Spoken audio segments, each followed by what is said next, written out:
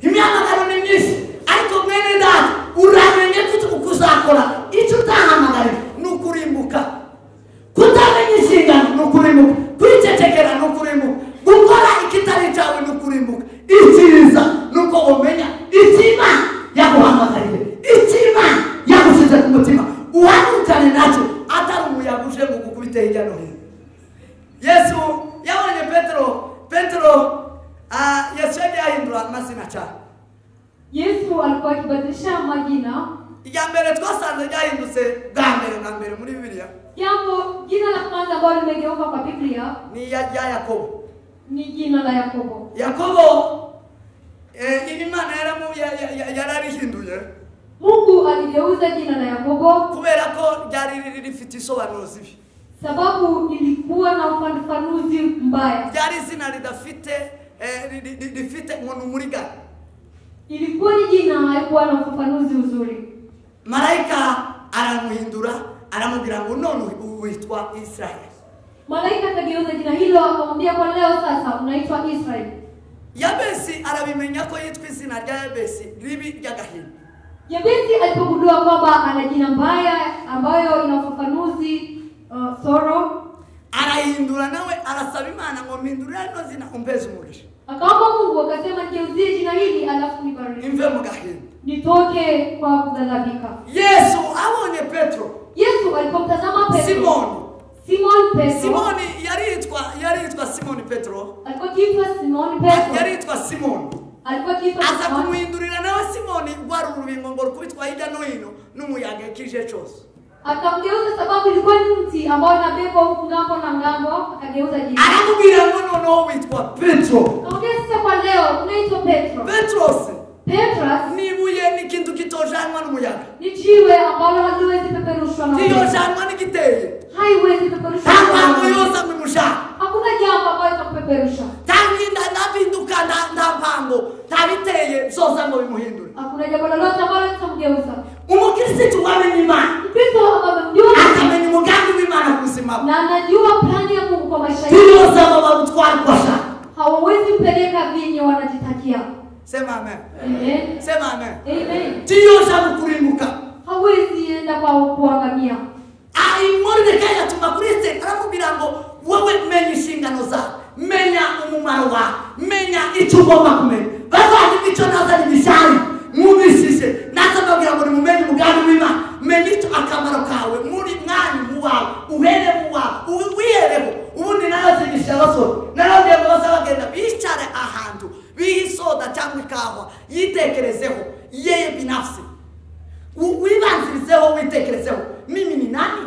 Mimi ni kina nani? Mimi napaswa kuwa nani? Sema amen. Ngomba kuwa ndinde. Hanyuma umanuke mwana uvuge ngo jewe ndinde mwacu, jewe ndinde muwanje, jewe ndinde imbere y'umugore n'abana, jewe ndinde mu banyamurenge, jewe ndinde mu bakongomani, jewe ndinde mu muri Afurika. Numara kumenya izo detail ugahagarara uzaba uhawe stabilite, uzaba uhawe uzohabwa umurongo niba y'Imana yakuremeye. Hanyuma icyo nicyo kizakiza ubwoko, icyo nicyo kizakiza abantu.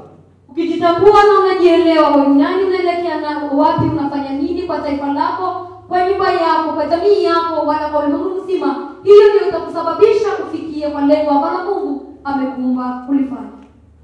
Sema amen. Amen. Sema amen. Amen. Utawasije kumenya almaeta. Kama wewe haujui step hizo, utaangamia. Utaribuka. Kandi ngo ni inzu yaso. Pia utangamia na nyumba ya babako. Niba ufite urugo wowe n'urugo rwawe. Kama wewe bado unapoma utangamia wewe na mke na mtoto wako. Hanyuma Esther aza kumenya inshingano ye, aramubwira ngo basi urakoze kunyibukisha. None genda mumfashe gusenga. Munsengere ngiye kwinjira mu nshingano yanje, ngiye kwinjira mu buzima bwanje. Muve hasigira mbasengere mwinjire mu nshingano zawe. Mordecai alipomwambia Esther hivyo, akagundua shabaha yake na lengo lake. Alafu akawaambia uniombee kwa muda wa siku 3, alafu na mimi nitapokea neno lako. Makiza wajira. Pokea. Haleluya. Sema amina. Sema amina. Timu yetu nongeye kubisubiramo umuhamagaro, menya icyo waremewe, menya uwuriwe, menya inshingano zawe, menya inshingano. Hano itorero ryacu reka ntewe ntibabizi reka bavuge itorero rya Kristo ku isi rifite umurongo ngenderwaho, rifite intego nkuru y'itorero rya Kristo. Nuko n'itegeko riruta n'inshingano iruta. Rero twebwe niho kugira ngo mbigishe cyangwa mbatoze cyangwa tuvuganire hejuru y'urukundo rw'Imana, itegeko rikuru hejuru yo gukunda mugenzi wawe. Zatangaje ko bavuga ngo nanga abantu yabeshe. Sema amen. Sema amen.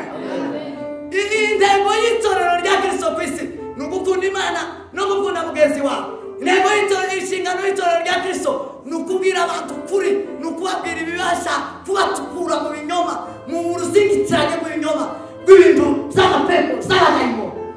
Sema amen. Sema amina. Ni uguhagarara mu nshingano, umudamu ahagarare mu nshingano ye, umugabo ahagarare mu nshingano ye, hanyuma duhamagara Imana. Sema amen. Sema amen. Sema amen. Narababwiye ikindi ndababwira ngo ntabwo ari imbundi zifata igihugu gusa. Ntabwo narayifashe nje. Ntabwo imbundi ari izifata igihugu gusa. Ntibibaho. Imana yakazi abafite intwaro bakaza babaza Samweli bakamubaza Mose, genda tugishirize Imana iyi nama turate cyangwa tureke. Samweli yabwiraga ngo Imana iremeye nimugende mutere muratabaruka cyangwa nimureke. Imana yagabanyije ingabo, ntabwo ingabo nyinshi arizo zifata igihugu. Nongeye kubitanga, si ingabo nyinshi zifata igihugu, ahubwo ni ubushake bw'Imana gufata igihugu. Imana ibwira Yesu, irabwira ngo gabanya izo ngabo. Gabanya.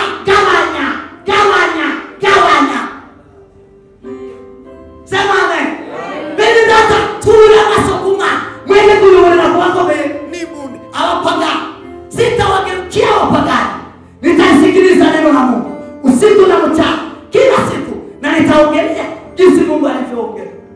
Ivuga sima nizo zigomba kuba mubera, nizo zigomba kuba mitorero, nizo zigomba gukora mutima na nijo yarasigaranyije.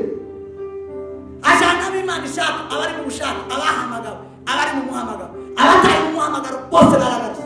Abatari mu muhamagaro nibagaruke mu izina mufashe, abatari mu muhamagaro nibagaruke mu izina boye kurimbuka. Uwarimbura atsindwe akomwe n'isoni amande mu izina rya Yesu Kristo.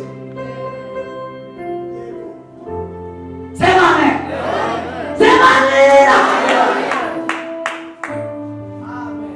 Natangariza abanyamurenge ku isi, utari mu muhamagaro we ndamuhamagaye mu izina rya Yesu. Mwese mutima yamuhamagariye nibwo azagira umumaro mu gihe cye.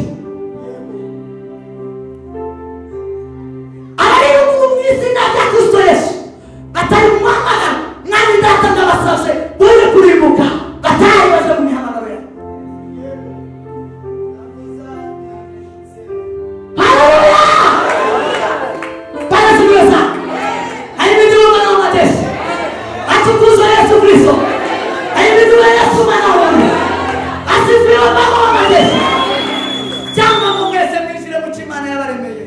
Umuhamagaro w'Imana, umenye inshingano yawe.